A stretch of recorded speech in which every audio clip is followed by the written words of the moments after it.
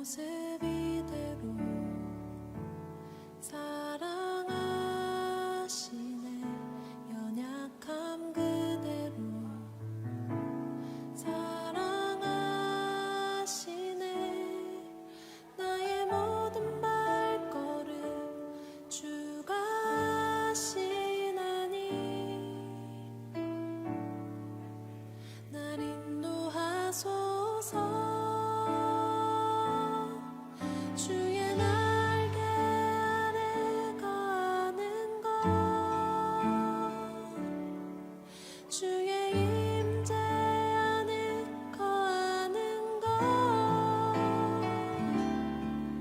나의 가장 큰 소망, 나의 가장 큰 은혜,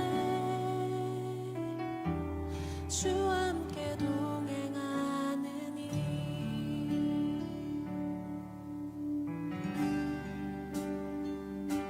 내 모습 이대로 사랑하시네. 연약함 그대로 사랑하시네. 나의 모든 발걸음 주가 하시나니 날 인도하소서. 주의 날개 아래 거하는 것, 주의 임재 안에 거하는 것, 나의 가장 큰 소망, 나의 가장 큰 은혜, 주와 함께 동행하느니 주의 날개 아래 거하는 것, 주의 임재 안에 거하는 것, 나의 가장 큰 소망, 나의 가장 큰 은혜, 주와 함께 동행하느니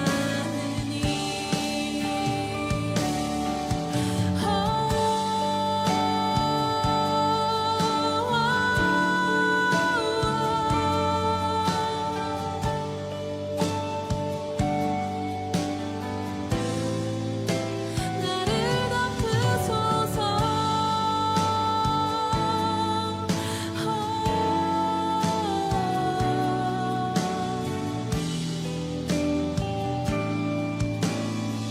주의 날개 아래, 주의 날개 아래 거하는 것, 주의 임재 안에 거하는 것, 나의 가장 큰 소망, 나의 가장 큰 은혜, 주와 함께 동행하느니 주의 날개 아래 거하는 것, 주의 임재 안에 거하는 것, 나의 가장 큰 소망, 나의 가장 큰 은혜, 주와 함께 동행하느니 나의 가장 큰 소망, 나의 가장 큰 은혜, 주와 함께 동행하느니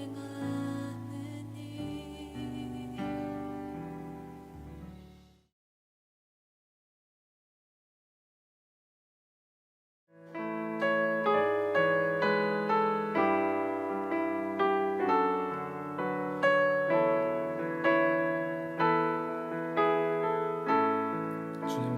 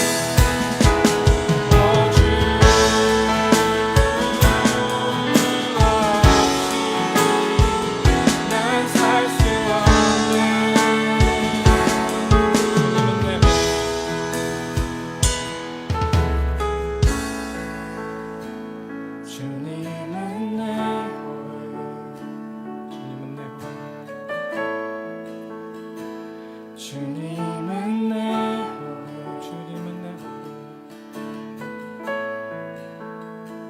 주님은 내 호흡, 주님은 내 호흡, 주님은 내 호흡. 아멘.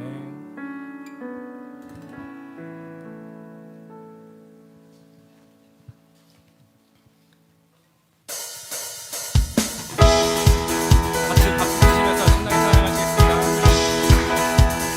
주의 자비가 내려와, 주의 자비가 내려와, 내려와, 주의 자비가 봄비같이, 주의 자비가 내려와 나를, 주의 자비가 내려와, 주의 자비가 내려와, 내려와, 주의 자비가 봄비같이, 주의 자비가 내려와 나를. 한 번 다시 했습니다. 주의 자비가 내려와, 주의 자비가 내려와, 내려와, 주의 자비가 봄비같이, 주의 자비가 내려와 나를.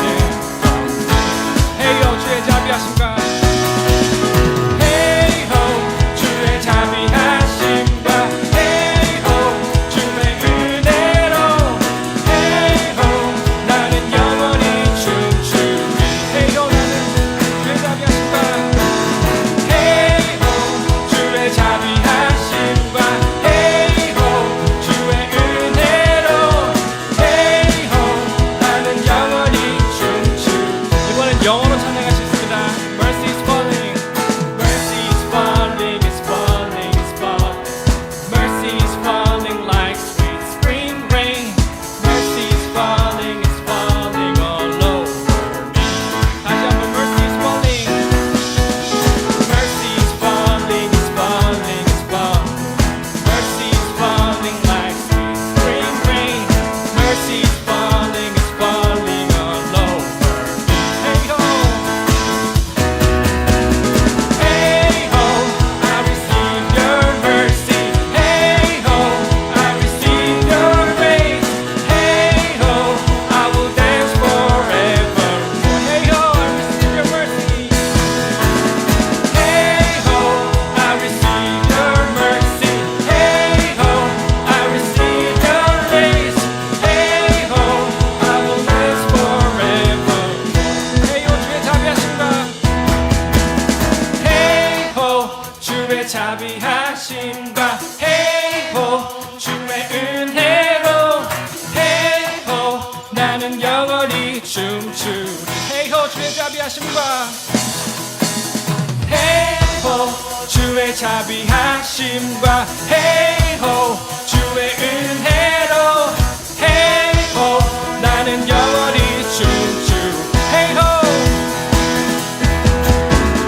Hey ho, 주의 자비하심과, Hey ho, 주의 은혜로, Hey ho, 나는 영원히 춤추리. 한 번 더, Hey ho, 주의 자비하심과,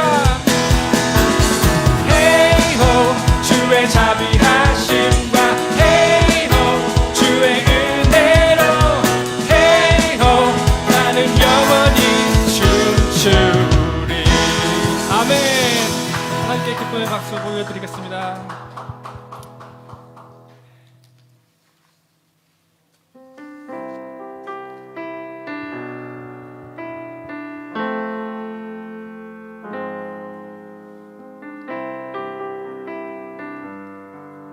나의 피난처 예수 이제, 나의 피난처 예수 의지해요. 나의 피난처 예수 의지해요. 나의 가는 길, 나의 가는 길을 거센 바람 몰아쳐와도, 나의 피난처 예수 의지해요.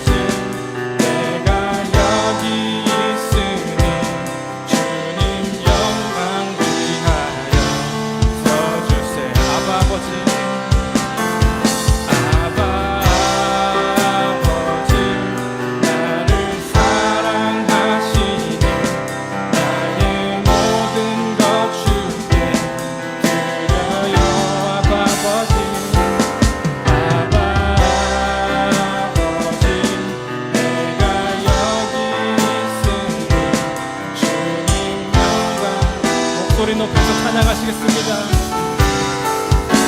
아바 아버지, 아바 아버지, 나를 사랑하시니 나의 모든 것 주께 드려요. 아바 아버지, 내가 여기 있으니 주님 영광 위하여 써주시. 아바 아버지,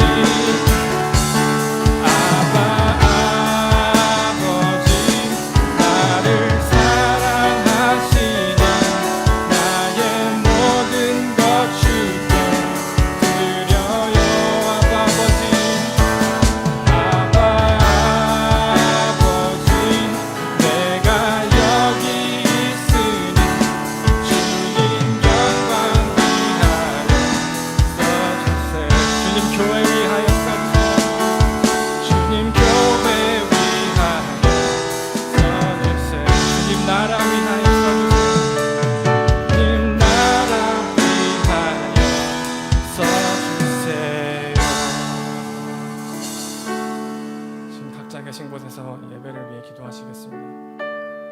하나님, 저희가 주인 삼은 것들이 있다면, 저희가 피난처로 삼고 있는 것들이 당신이 아니라면 이 시간 주님께 내려놓길 원합니다. 저희의 주인 되시고 저희의 유일한 피난처 되시는 영원하지 못한 우리의 삶 속에서 의지할 곳은 정말 하나님밖에 없다는 것을, 그러한 진심 어린 고백을 이 시간 하게 하옵시고, 주님께 나가는 이 예배 저희 마음을 준비하게 해달라고 이 시간 함께 기도하시겠습니다.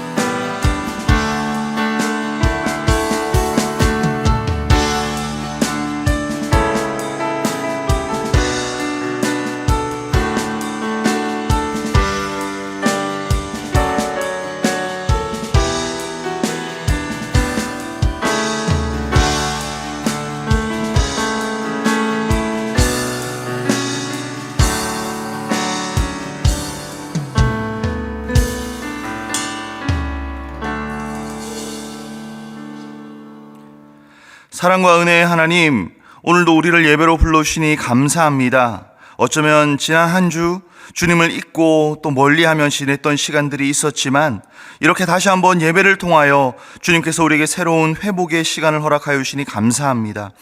하나님, 이 시간 우리 속에 있는 죄와 허물을 예수 그리스도의 십자가 앞에 내려놓고 보혈의 은혜를 의지하며 다시 한번 담대히 주님 앞으로 나아가게 하여 주시옵소서. 이 예배의 주인 되시는 주님을 바라봅니다.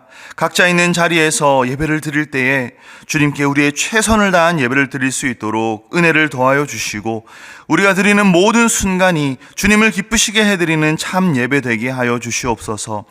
하나님, 또한 우리의 한 주간의 일상을 위해 기도합니다. 너무 분주해서 또 많은 근심과 걱정들 때문에, 또는 우리의 욕심과 우리가 처한 상황들 때문에 주님을 잊고 살아가는 것이 아니라 주님과 더 깊이 동행하는 한 주가 되게 하여 주시옵소서. 분주함 속에서도 주님을 더욱 기억하게 하여 주시고, 근심과 걱정에 흔들리는 것이 아니라 주님을 의지함으로 굳건하게 서는 한 주 되게 하여 주시옵소서. 욕심이 아니라 사랑으로 살아가는 우리 예수마을 가족 한 사람 한 사람 될 수 있도록 주의 은혜를 더하여 주시옵소서. 또한 이 땅을 살아가는 우리에게 꼭 필요한 것들이 있습니다. 일용할 양식을 주시는 하나님, 우리의 길을 가장 잘 아시는 하나님께서 우리를 인도하여 주시고 우리에게 필요한 것들을 채워주시되 더욱 풍성함으로 채워주셔서 우리가 더불어 나누며 살아가는 그러한 믿음의 삶, 신앙의 삶을 살아갈 수 있도록 하여 주옵소서. 이 시간 감사의 마음을 담아 하나님께 올려드린 예배를, 또 예물을 기쁘게 받아주시옵시고, 주님께 드리는 이 예물이 주님을 향한, 또한 주님께 붙들린 우리의 삶의 증거가 되게 하여 주시옵소서. 오늘은 특별히 김민기 전도사님을 통하여 하나님의 말씀을 듣습니다. 전도사님의 말씀이 하나님의 음성으로 들리게 하여 주시고 성령님께서 우리의 마음과 귀를 열어주셔서 이 말씀이 우리 중심에서 귀한 말씀의 열매들을 많이 맺게 하여 주시옵소서. 이 예배의 주인 되신 주님께만 모든 영광과 존귀를 올려드리며 살아계신 예수 그리스도의 이름으로 간절히 기도드립니다. 아멘. 온라인 예배 함께 하시는 여러분을 주님의 이름으로 환영하고 축복합니다. 지난 한 주 여러분 모두 건강하게 지내셨나요? 이제 조금씩 코로나 상황이 진정되기 시작하는 것 같은데요. 어서 빨리 다시 여러분들과 함께 만나 예배도 드리고 교제도 할 수 있는 날이 오기를 소망합니다. 그때까지 모두 건강하게 하나님의 은혜 가운데 잘 지내시다가 우리 밝은 얼굴로 함께 만날 수 있기를 바랍니다. 2022년 전반기 GBS 광고입니다. 저희가 1월부터 시작하려고 했던 GBS가 코로나 상황 때문에 조금 지체되게 되었는데요. 우리가 다시 한번 2월부터 시작하려고 합니다. 단톡방을 통해서 여러분들에게 신청서를 보내드리겠는데요. 온라인 또는 오프라인 그렇게 두 가지 방법을 다 고려하고 있습니다. 이번 기회를 통해서 하나님의 말씀을 조금 더 체계적으로 또 더 깊이 나누고자 하는 그런 마음이 있는 분들은 우리 이번 GBS에 신청해 주셔서 함께 말씀의 은혜를 나눌 수 있기를 바랍니다.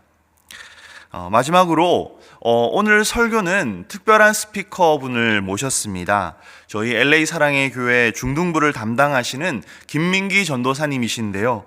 저와 같은 신학교에서 공부를 하셨고 또 제가 개인적으로도 참 좋아하는 아주 진실되시고 또 그러면서도 스마트하신 전도사님이십니다. 앞으로 저희 예수마을 대청부를 돕기 위해서 또 여러모로 함께 힘을 모아주시기도 하실 것 같습니다. 오늘은 먼저 여러분들과 함께 말씀을 통해 하나님의 은혜를 나누려고 합니다. 귀한 말씀 통해서 많은 은혜 받으실 수 있기를 바랍니다. 오늘 우리에게 주시는 하나님 말씀은 시편 27편 1절에서 6절 말씀입니다. 시편 27편 1절에서 6절 말씀이고요. 성경을 직접 찾으실 경우 오늘 본문은 제가 가진 성경, 구약 성경 820페이지에 위치해 있습니다. 그럼 제가 오늘 본문을 봉독하도록 하겠습니다. 여호와는 나의 빛이요 나의 구원이시니 내가 누구를 두려워하리요. 여호와는 내 생명의 능력이시니 내가 누구를 무서워하리요. 악인들이 내 살을 먹으려고 내게로 왔으나 나의 대적들, 나의 원수들인 그들은 실족하여 넘어졌도다. 군대가 나를 대적하여 진칠지라도 내 마음이 두렵지 아니하며 전쟁이 일어나 나를 치려할지라도 나는 여전히 태연하리로다. 내가 여호와께 바라는 한 가지 일, 그것을 구하리니 곧 내가 내 평생에 여호와의 집에 살면서 여호와의 아름다움을 바라보며 그의 성전에서 사모하는 그것이라. 여호와께서 환난 날에 나를 그의 초막 속에 비밀히 지키시고 그의 장막 은밀한 곳에 나를 숨기시며 높은 바위 위에 두시리로다. 이제 내 머리가 나를 둘러싼 내 원수 위에 들리리니 내가 그의 장막에서 즐거운 제사를 드리겠고 노래하며 여호와를 찬송하리로다. 아멘. 여러분들은 원수라는 단어를 들으면 무엇이 떠오르십니까? 원수. 비슷한 말로 왼수라는 단어도 있고 적군, 대적 이런 말들도 있습니다. 이런 류의 단어들을 들으면 어떤 이미지가 연상되나요? 사극에서 볼 수 있는 갑옷과 무기로 무장한 그런 적군들, 혹은 히어로 무비에 등장하는 빌런들이 떠오를 수도 있고, 아니면 우리 영적 대적인 사단 마귀가 생각날 수도 있습니다. 아니면 좀 더 실용적으로 우리 삶 가운데 만날 수 있는 왼수들도 있죠. 왼수도 이런 왼수가 있을까 싶은 그런 왼수를 떠올리시는 분들도 있을 겁니다. 근데 이런 왼수들은 원수 말고 왼수들이요. 사실 약간 애증의 존재 이런 느낌이 있습니다. 그래서 우리가 알고 있는 그런 왼수들은 대부분 그렇게 크게 위협적이진 않습니다. 하지만 진짜 원수, 진짜 찐 원수, 찐 적군, 대적을 생각해 봅시다. 이건 사실 장난이 아니죠. 누군가가 나의 진짜 원수라면 그들은 나를 곤경에 빠뜨리기 위해서, 나를 공격하고 나에게 해를 입히기 위해, 가능하기만 하다면 나의 생명을 빼앗기 위해 존재하는 그런 자들입니다. 이런 진짜 원수, 진짜 적의 존재를 경험해 보신 적이 있습니까? 오늘 말씀을 들어가면서 그런 존재를 경험해 본 적이 있으시다면 그때 상황을 딱히 살면서 그런 상황을 맞이하지 않은 분들은 그냥 엄청나게 강력한 적이 나를 해칠 계획을 세우고 있다고 한번 상상해 보시기 바랍니다. 그런데 나는 그런 공격과 위협들이 나한테 올 거를 알고는 있는데 스스로 감당하기엔 원수들이 너무 강력하다. 아니면 그 상황 속에서 내가 너무 연약해서 원수들의 공격에 대처할 방법이 없다. 만약에 이런 상황이라면 여러분들은 어떻게 하시겠습니까? 사실 이렇게 물어보면 너무 뻔한 질문이죠. 지금 예배드리고 계신 형제자매 여러분들 모두 하나님께서 살아계심을 믿고 그분의 자녀된 사람들로서 당연히 하나님께 간절히 기도하시겠죠. 그렇게 하실 줄 믿습니다. 그래서 다른 질문을 한번 해봅니다. 그렇다면 원수들이 나의 숨통을 조여오는 것만 같은 그런 절박한 상황 속에서 여러분들이 기도한다고 했을 때 가장 먼저 무엇을 구하시겠습니까? 사실 이 질문은 이 자리에서 말씀을 전하는 제 자신에게 던지는 질문이기도 합니다. 오늘 본문인 시편 27편의 시작점을 한번 보시면 이 시편이 다윗의 시라고 되어 있습니다. 여러분들 다윗이 누군지 잘 아시죠?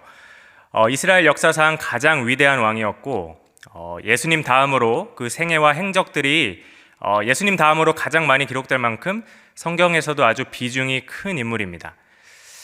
그런데 오늘 본문을 보면 시편 기자인 다윗이 자신의 대적들과 마주하면서 아주 어려운 상황을 겪고 있습니다. 다윗은 삶 가운데 원수 혹은 대적이라 불릴 사람들을 많이 겪으면서 쉽지 않은 세월을 그런 보낸 사람입니다. 이런 파란만장했던 다윗의 삶을 보신 하나님께서 다윗에 대해서 직접 평가를 하셨는데 그것은 바로 내 마음에 합한 자란 것이었습니다. 하나님의 사람으로서 들을 수 있는 어떻게 보면 최고의 칭찬이 아닐까 싶은데요. 오늘 본문 속 자신에게 처한 그런 어려운 상황을 대하고 반응하는 그런 다윗의 모습에서 우리는 하나님 마음에 합한 사람의 모습을 분명하게 볼 수 있습니다. 먼저 다윗이 처한 상황을 한번 살펴볼까요? 2절에 보면은 악인들이 내 살을 먹으려고 라고 하는 그런 묘사가 나옵니다. 살을 먹으려고 온다는데 요즘 좀비 영화나 드라마가 아주 많이 나오죠. 요즘은 뭐 좀비들 중에서도 K-좀비가 뭐 어나더 레벨이다 뭐 이런 말도 들어봤는데 아무튼 마치 살을 뜯어 먹으려는 좀비들처럼 다윗의 대적들이 그런 잔혹한 모습으로 다윗에게 왔다고 합니다. 그런데 여기서 악인들이 내 살을 먹으려고 왔다고 하죠. 타겟은 다름이 아닌 다윗 한 사람입니다.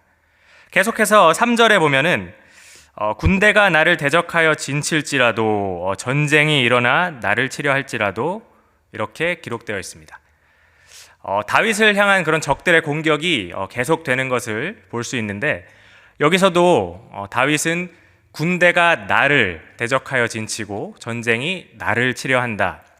이렇게 마치 온 군대와 온 전쟁이 좀비처럼 또 내 살을 먹으려고 달려드는 모든 그런 악한 자들이 바로 즉 다윗 한 사람만을 노리고 있는 것처럼 기록하고 있습니다. 다윗의 관점에서 봤을 때 이 원수들은 그때 당시 어떠한 정치적인 적들이었을 것입니다. 그러므로 말씀에서 말하는 전쟁이나 군대는 창과 칼, 화살 같은 실제 무기들이 오고 가는 그런 실제 전쟁이나 군대였을 겁니다. 그런데 사실 현재 우리의 삶 속에서는 이런 종류의 적군들을 만날 일이 거의 없습니다. 하다못해 나한테 총을 겨누고 다가오는 그런 류의 적들도 우리 삶 속에서 만날 일은 거의 없죠. 그래야 되겠죠. 그렇다면 오늘 말씀이 우리의 삶과 전혀 동떨어진 얘기를 하고 있는 걸까요? 나는 다윗처럼 이렇게 나를 죽이려고 오는 그런 원수들도 없는데, 하지만 이렇게 창검으로 무장한 적군이 아니더라도 우리는 삶 속에서 수많은 종류의 원수와 적들을 만날 수 있습니다. 생각해 보십시오.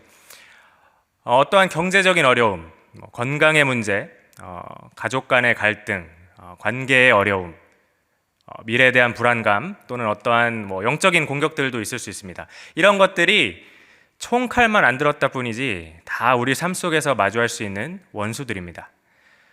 다윗은 그 잔혹한 원수들, 군대같이 수많은 적군들이 나 한 사람을 노리고 있다고 그렇게 얘기합니다. 우리도 비슷한 경험을 하지 않습니까? 세상이 마치 나에게만 가혹한 느낌, 여러 가지 삶 속에 어려운 그런 상황들이 나만을 노리고 들어오는 것 같을 때가 있을 겁니다. 그리고 우리의 힘으로는 이것들을 상대하기가 벅차다고 느껴질 때가 많이 있지 않습니까?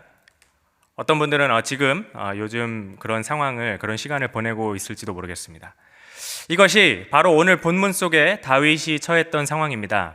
여러분, 이렇게 말씀은 아주 실제적인 겁니다. 말씀 앞부분에 나왔던 것처럼, 제가 여러분과 나눴던 것처럼 이런 원수들의 공격 가운데서 여러분들은 당연히 하나님께 간절히 기도할 겁니다.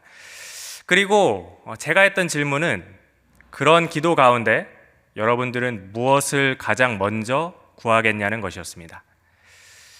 저라면 이렇게 했을 것 같습니다. 제가 오늘 본문에 다윗과 같은 상황에 있다고 했을 때 제 입에서 바로 튀어나오는 기도는 이런 것일 겁니다.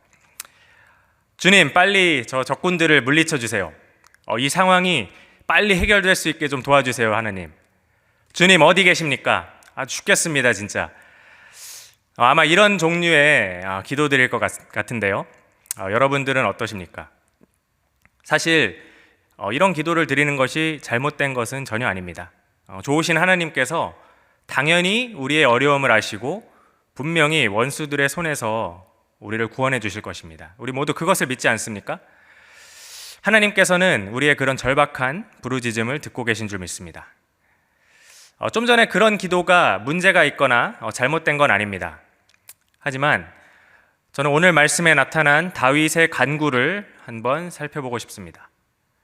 오늘 다윗이 드리는 간구는 우리가 어려움에 처했을 때 일반적으로 하는 기도와는 좀 뭔가 다른 걸 볼 수 있습니다. 말씀을 한번 볼까요? 4절에 보면 다윗은 원수가 숨통을 조여오는 그런 긴박한 상황에서 한 가지 일을 구한다고 합니다. 그 한 가지 일이 바로 무엇입니까? 4절에 바로 내 평생에 여호와의 집에 살면서 여호와의 아름다움을 바라보며 그의 성전에서 사모하는 것, 이겁니다. 생사의 기로에 서 있는 사람치고는 꽤나 태평해 보이지 않습니까? 적들의 공격을 받아 죽을 수도 있는데 여호와의 집에 살고 성전에서 사모하고, 이게 정말 죽음의 위협 가운데 있는 사람의 기도가 맞습니까? 도대체 다윗은 왜 이런 기도를 드린 걸까요? 다시 한번 4절을 보면 다윗이 이런 절박하고 어려운 상황 가운데 자신이 거하고 싶은 장소를 두 개 이야기하는데, 하나는 여호와의 집이고 또 하나는 성전입니다. 여기서 여호와의 집으로 표현된 히브리어는 사실 성전이라는 의미도 담고 있기 때문에 결국 다윗은 이 구절에서 하나님의 성전에 거하고 싶은 그런 자신의 소원을 올려드리고 있는 것입니다. 성전이란 단어를 들었을 때 우리는 단순히 예배를 드리는 건물을 떠올리기 쉽습니다. 하지만 다윗이 이 시편을 기록했을 당시의 사람들은 성전을 예배 드리는 장소로 생각하기 이전에 자신들이 섬기는 신이 거하는 장소로서 먼저 생각했습니다. 또한 이스라엘의 성전 건물은 사실 다윗의 아들인 솔로몬 때에 지어졌기 때문에 다윗이 이 시편을 기록할 당시에는 성전이 아직 없었습니다. 성전 이전에 이스라엘에는 사실 회막이라는 예배처소도 있었는데, 사실 도망자 신분이었던 다윗이 회막에 정기적으로 방문하는 것 역시 쉽지 않았을 것입니다. 이런 점들을 고려해 봤을 때 다윗이 여호와의 집이나 성전을 말한 것은 어떤 특정한 장소나 건물을 의미한다기보다는 어디가 됐든지 하나님의 임재가 있고 하나님을 만날 수 있고 하나님과 함께 할 수 있는 그런 곳을 사모하는 것으로 볼 수 있습니다. 어떤 물리적인 장소보다도 하나님과 함께하는 그것을 구한 것입니다. 이런 하나님의 임재 속에서 다윗은 하나님과의 친밀한 관계를 사모했습니다. 여호와의 아름다움을 바라보며 그의 성전에서 사모하는 그것이라고 다윗은 고백하고 있고, 내 평생의 여호와의 집에 살면서 라는 이 고백에서는 하나님과의 그런 교제가 영원히 지속되길 원하는 그런 다윗의 마음을 볼 수 있습니다. 다음 절인 5절을 한번 보면 다윗은 또 여호와의 초막, 장막을 이야기하고 있습니다. 이거 역시 하나님이 거하시는 장소라는 사실은 동일합니다. 그런데 거기에 더해서 초막과 장막이라는 장소가 주는 특별한 의미가 있습니다. 그 고대 중동 지역에서는 손님이 장막에 들어오게 되면 그 순간부터는 손님을 보호하고 모든 필요를 채워줘야 될 책임이 장막의 주인에게 돌아갔다고 합니다. 따라서 누가 됐든지 손님이 그 장막에 방문한다면 그 장막 주인은 목숨을 걸어서라도 그 손님을 지켜야 했던 것입니다. 여기서 다윗이 이야기하는 장막 주인이 바로 누구입니까? 바로 여호와 하나님이십니다. 그래서 여기서 다윗은 하나님의 임재 가운데 거할 때 마치 그분의 장막에 들어간 것처럼 장막의 주인이신 하나님이 자신을 보호하실 것을 바라본 것입니다. 저는 우리가 오늘 본문에 나타난 다윗의 우선순위에 집중해 봤으면 좋겠습니다. 다윗 역시 이런 위기를 겪으면서 충분히 하나님의 신속한 구원이나 원수의 멸망 같은 그런 것들을 구할 수 있었을 겁니다.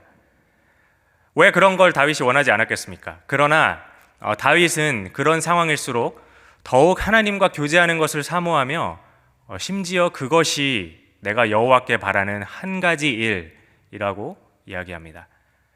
이 한 가지라는 표현에서 우리는 다윗의 분명한 우선순위가 어디에 있는지 볼 수 있습니다. 다윗은 다른 많은 것들을 구할 수 있었지만 그 어떤 것보다 더욱 중요하고 영원한 것을 선택한 것입니다. 다시 말씀하지만 우리의 어려운 상황 가운데서 먼저 하나님의 도움과 문제 해결을 구하는 게 잘못된 것은 아닙니다. 그러나 우리는 사실 이런 종류의 간구가 우리가 처한 상황 그 자체에 초점을 둔다는 걸 한번 생각해 볼 필요가 있습니다. 물론 우리가 이런 간구를 하는 것은 하나님께서 우리의 형편을 아시고 또 도와주실 것이라는 그런 믿음이 있기 때문입니다. 하지만 우리의 초점이 어떠한 문제나 오늘 말씀처럼 우리의 원수들 그 자체에 쏠려 있다면 그저 그 문제에서 벗어나는 데만 급급하게 될 것입니다. 또한 우리가 문제 해결에만 집중한다면 막상 그 문제가 해결됐을 때 그 해결된 문제와 함께 우리를 도우셨던 하나님의 은혜가 희미해지기 쉽습니다. 제가 보니까 사람이 생각보다 잊어버리는 걸 잘하더라고요. 사람은 망각의 동물이라는 그런 말도 있는데 우리의 은혜도 우리가 받은 그런 은혜, 하나님께서 주신 은혜도 우리가 잊어버리기 굉장히 쉽다고 생각합니다. 그래서 그냥도 그러한데 우리가 이렇게 처한 상황 자체에만 처한 상황 자체만 바라보고 거기만 집중한다면 마치 어떤 부작용처럼 우리를 도와주신 하나님의 은혜를 잊어버리기가 쉽습니다. 그리고 나중에 또 다른 문제나 어려움이 왔을 때 또 불안하고 초조해하고 또 다른 문제 해결을 위해 하나님께 부르짖게 될 것입니다. 안타까운 얘기지만 문제가 없는 삶이 있습니까? 하나가 지나가면 또 하나가 오게 되고 여러 개가 한꺼번에 올 수도 있는데 그때마다 문제만 붙잡고 씨름하는 상황이 반복될 것입니다. 우리가 믿음으로 주님께 기도하겠지만 우리의 신앙은 그 정도에서 정체되는 겁니다. 그리고 그런 신앙이라면 하나님은 우리가 어려울 때에만 찾아와서 도움을 주고 다시 잊혀지는 그런 존재가 될 수밖에 없습니다. 하지만 우리의 신앙이 이것보다는 더욱 성숙한 모습으로 발전해야 되지 않겠습니까?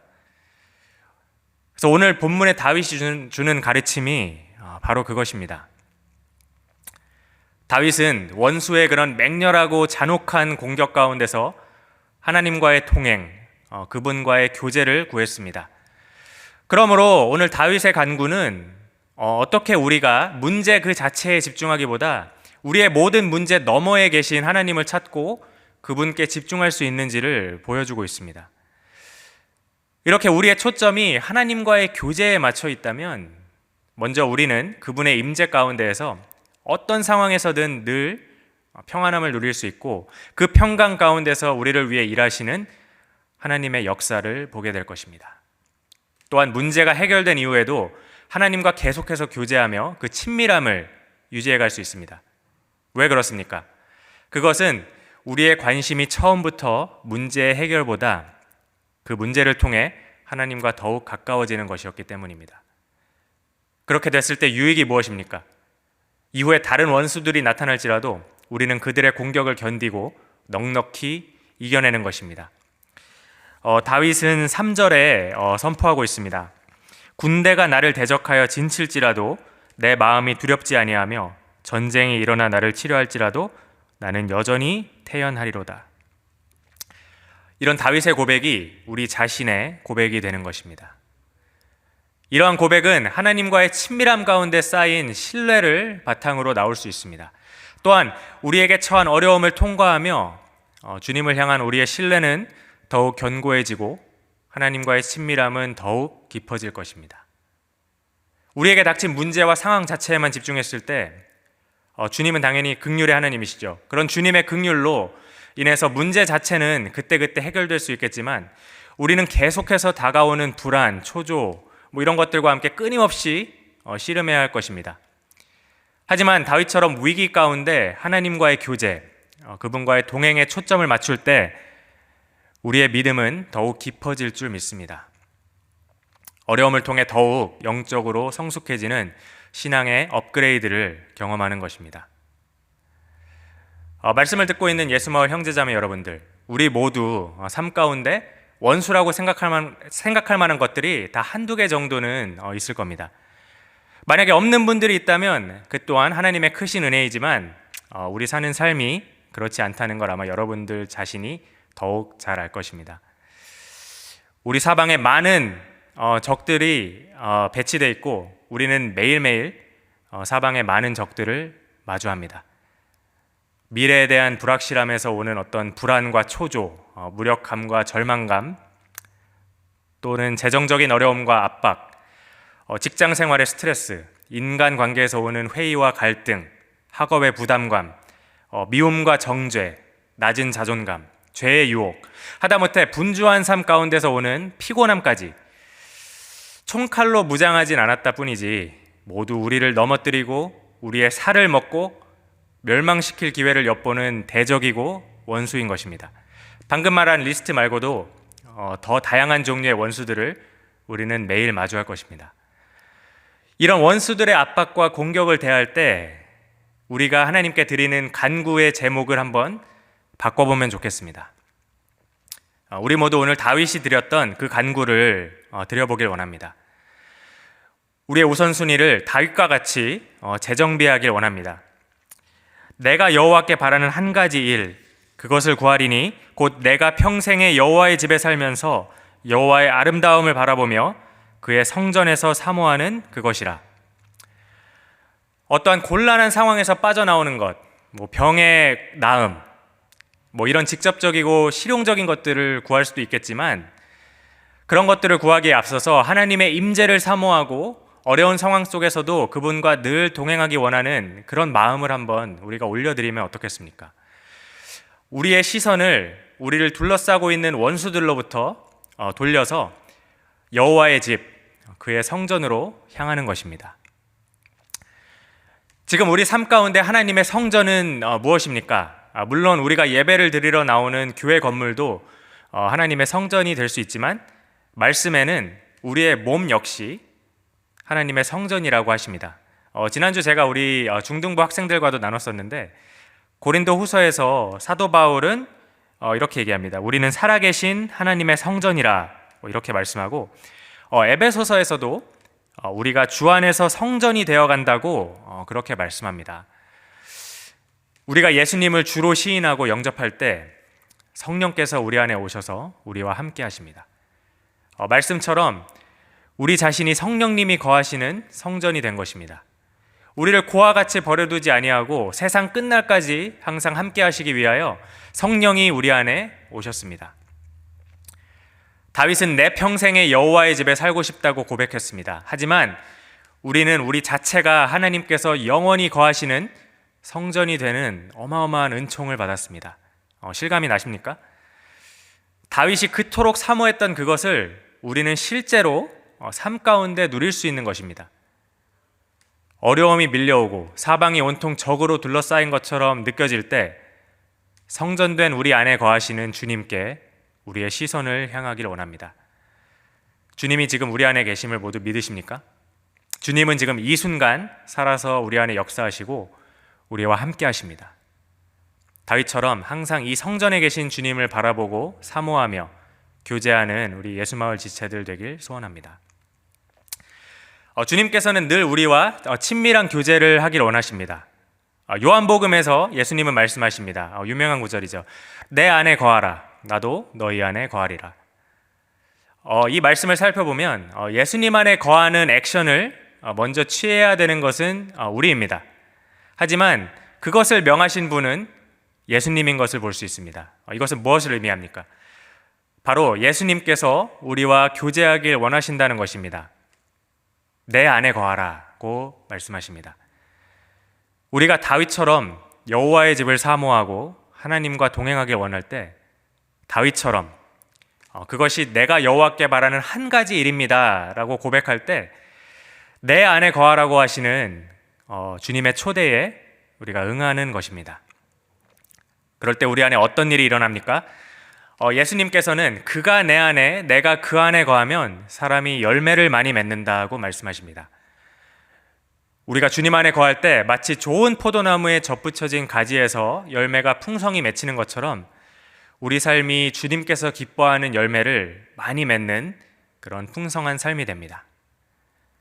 그리고 오늘 본문을 통하여 대적들에게 둘러싸여 있는 그 절박한 상황이 우리를 풍성한 삶으로 인도하는 통로가 될 수 있음을 보게 됩니다.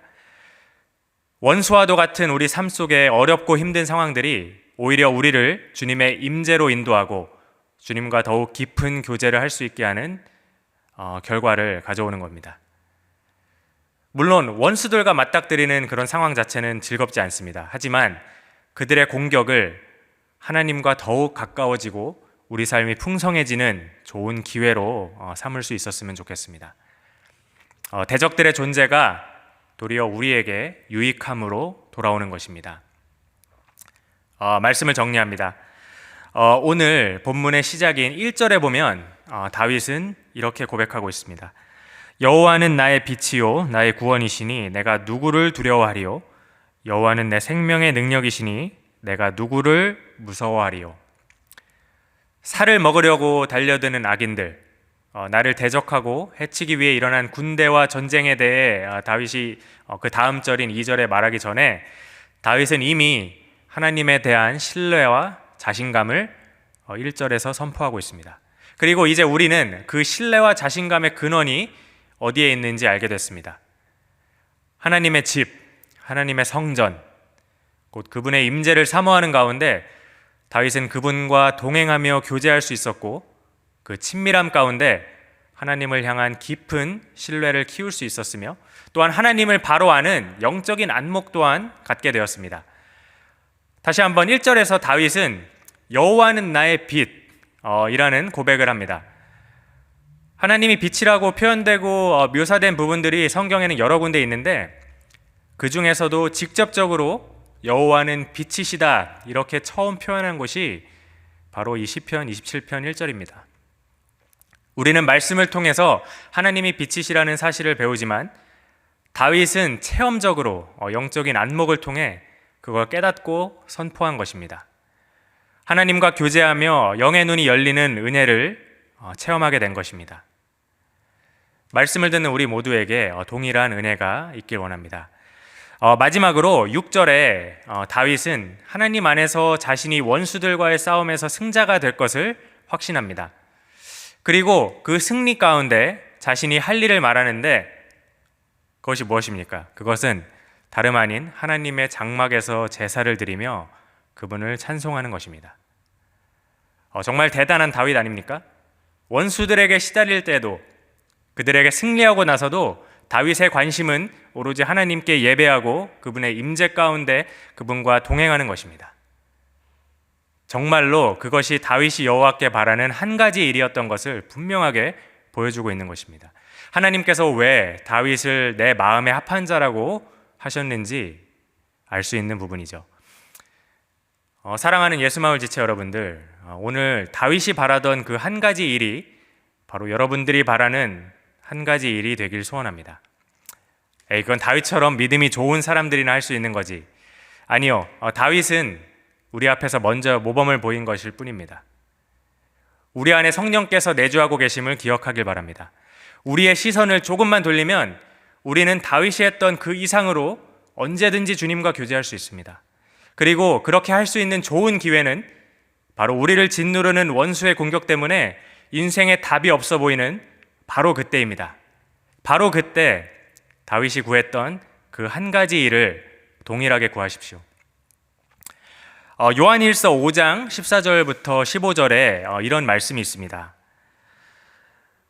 그를 향하여 우리가 가진 바 담대함이 이것이니 그의 뜻대로 무엇을 구하면 들으심이라.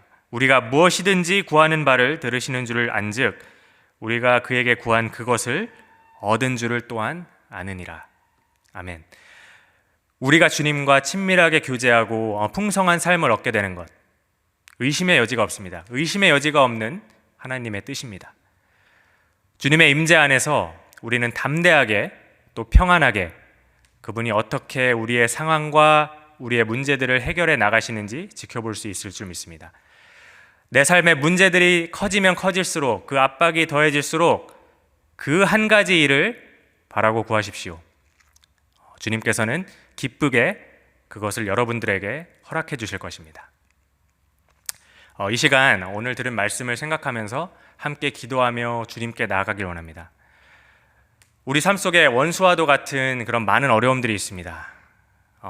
각자 지금 내 안에 원수라고 할 수 있는 그런 상황이라든지 사람이라든지 그런 것들이 모두 다 한두 가지 정도는 있을 것이라고 생각되는데, 그런 어려움 가운데 다윗이 바라고 구했던 그 한 가지 일을 우리도 구하길 원합니다. 그게 무엇입니까?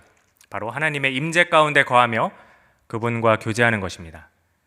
문제 자체에 집중하기보다도, 그저 문제를 해결하는 것보다도 문제를 해결해 주시는 하나님, 그분을 바라보는 우리가 될 수 있도록 이 시간 들으셨던 말씀을 생각하시면서 우리가 어려움 가운데 있을 때 원수가 우리에게 우리를 공격해오고 우리에게 다가올 때, 우리에게 진치고 우리를 공격하려고 할 때 그 문제 자체보다도 그 문제를 해결해 주시고 그 문제를 뛰어넘으시는 그 하나님을 바라보는 우리가 될 수 있게 해주시고, 그렇게 우리의 신앙과 믿음이 한 단계 도약할 수 있게 해달라고 이 시간 함께 기도하며 나아가시겠습니다. 기도하시겠습니다.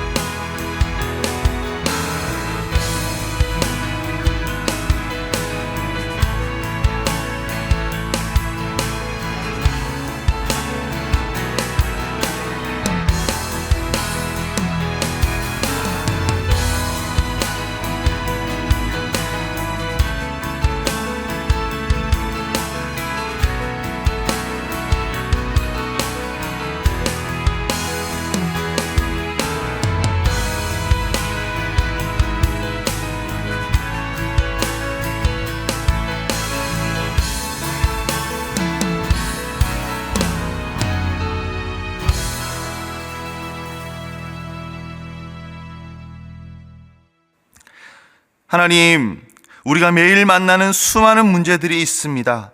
우리의 과거를 돌아보면 어쩌면 우리는 이 문제들에 늘 집중하며 그래서 이 문제들에 휘둘리며 살았던 시간들이 많았음을 고백합니다. 때론 이 문제들이 너무 커서 주님을 잊고 우리가 걸어가야 할 바른 길이 아니라 우리의 양심에 거리끼는 길도 걸었던 때가 있었음을 고백합니다. 하나님, 이 시간 말씀을 통하여 다시 한번 주님을 바라보기를 소망합니다. 우리의 문제보다 크신 하나님, 우리의 삶을 언제든 은혜로 붙드시고 역전시키실 수 있는 전능하신 하나님을 바라봅니다. 그리고 그 어떤 상황에서도 우리의 구원이신 주님을 간절히 구합니다. 주님께 집중할 수 있는 우리 모든 예수마을 가족들 되게 하여 주시옵소서. 어려울수록 더 기도하게 하시고 말씀을 읽으며 하나님의 인도하심을 찾게 하여 주시옵시고 하나님의 방식으로 살아가며 또한 우리의 삶 가운데 살아 역사하시는 주님을 경험하게 하여 주옵소서. 주님의 임재를 더 깊이 간절히 구합니다. 주님께 더 가까이 나아갈 수 있도록 주님의 은혜를 더하여 주시옵소서. 주여, 우리 각 사람마다 날마다 주님을 더 깊이 알아가고 경험하고 그래서 흔들림 없이 주님과 동행할 수 있는 힘을 더하여 주옵소서. 이번 한 주를 그렇게 주님의 임재하심을 구하며 달려가기를 결단합니다. 말씀과 기도 가운데 다시 한번 주님의 임재 안으로 들어가게 하여 주시옵소서. 주여, 우리를 날마다 매일매일 붙들어 주시고 인도하여 주시고 우리와 함께 동행하여 주시옵소서. 이제는 우리 주 예수 그리스도의 은혜와 하나님의 다함없는 사랑하심과 성령님의 함께 동행하시며 살아 움직이시는 역사가 우리 삶의 모든 문제보다 더 크신 주님을 바라보며 그 임재 가운데 살아가기로 결단하는 모든 하나님의 백성들 머리 위에 지금으로부터 영원까지 함께 하시기를 간절히 축원하옵나이다. 아멘.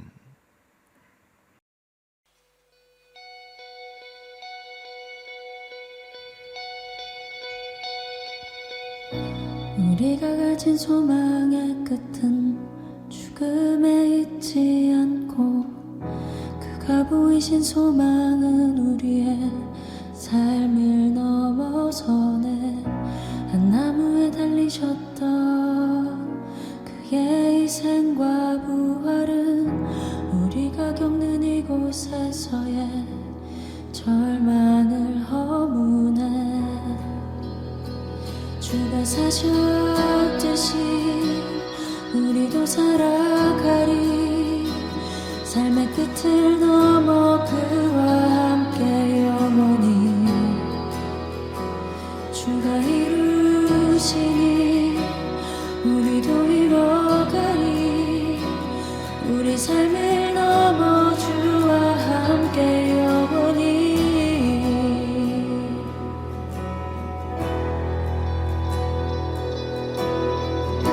우리가 가진 소망의 끝은 죽음에 있지 않고 그가 보이신 소망은 우리의 삶을 넘어서네. 그 나무에 달리셨던 그의 희생과 부활을 우리가 겪는 이곳에서의 절망을 허무네. 주가 사셨듯이 우리도 살아가리. 삶의 끝을 넘어 그와 함께 영원히 주가 이루시니 우리도 이뤄가리. 우리 삶을 넘어 주와 함께 영원히.